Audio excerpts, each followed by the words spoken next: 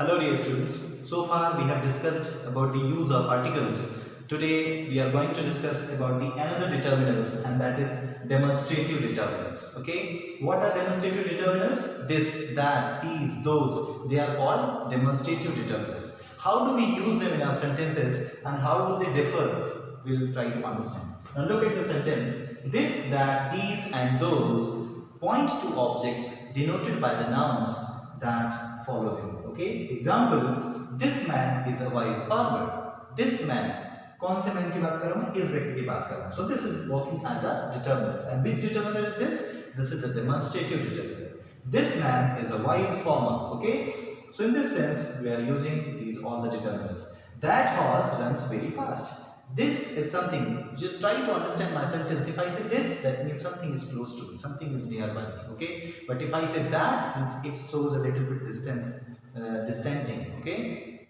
So that's the main difference between this, that, these, those. Like this and these point to the objects which are near, okay? This and these point to the objects which are near, okay? And that and those point to the distant objects. If something is not nearby to us, if something is far away from us.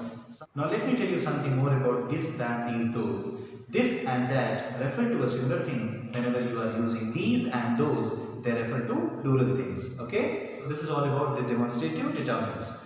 Now let's move ahead and study about the possessive determinants.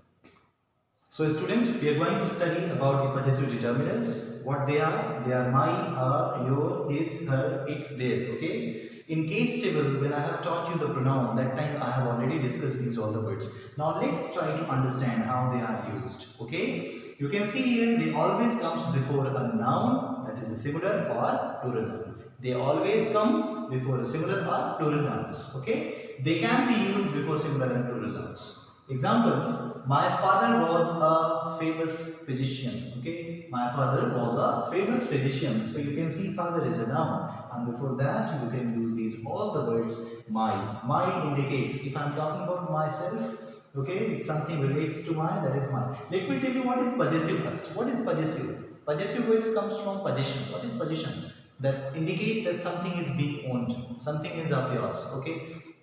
Something is up in your possession, like this car is in my possession. Okay, if I own something, okay, that will be possession. Okay, so in this way I say my father was a famous physician. Okay, our project is completed. हमारा जो project है वो complete हो चुका है. Our project is completed. Your brother is absent today. Your brother is absent today. His bag is dirty. So you can see here before each noun, whether it may be singular or plural, we are using these all the words that shows the possession, and that's what they are called the possessive determinants. Okay, so you are getting what I mean to say. In all these sentences, when you read these sentences, when you observe these sentences fully, you will find like everywhere these words have been used before a singular noun or plural nouns. Before plural nouns. Okay, so like her books lie scattered in the room. Its price is 100 rupees. Okay, their houses are newly built. So in this way, their houses,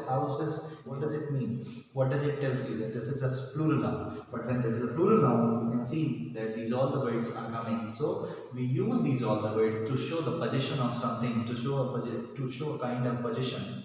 Students, so far we have studied about the possessive determinants. Now we are going to study about the distributive determinants. What are distributive determinants? They are called each and every.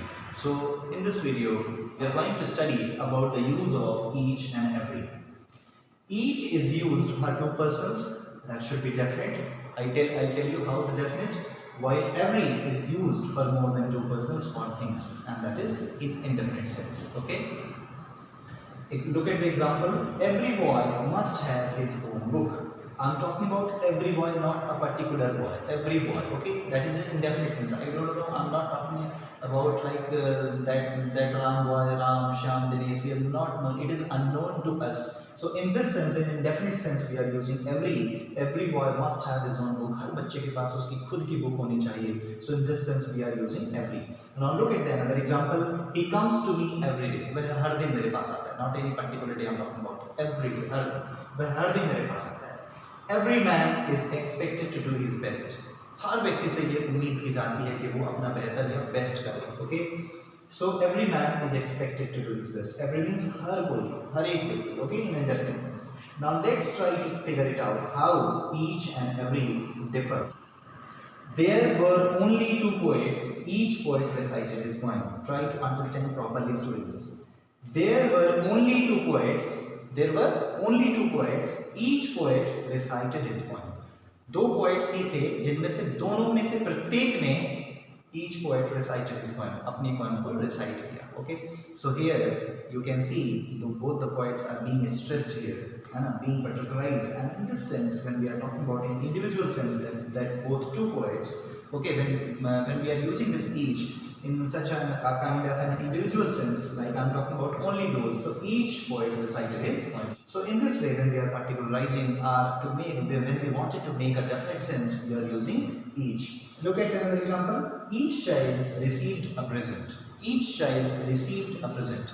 हर प्रत्येक में थोड़ा सा stress है कि हर बच्चा commonly I'm not talking about. I'm talking about an individual sense, a group of individual sense. So each child received a present. Okay. So let's read it out properly and try to understand something more about the use of each and every through these lines. Each is a way of seeing the members of a group as individuals. Okay. Let me read you once again. Each is a way of seeing the members of a group as individuals, while every is a way of seeing a group as a series of members. Means when so many members are there, and I'm talking about in a general sense to everyone, in this sense I'm using every, but when I'm talking about in an individual sense, a group of individuals, then in this sense I'm talking about each. So this is all about the use of each and every.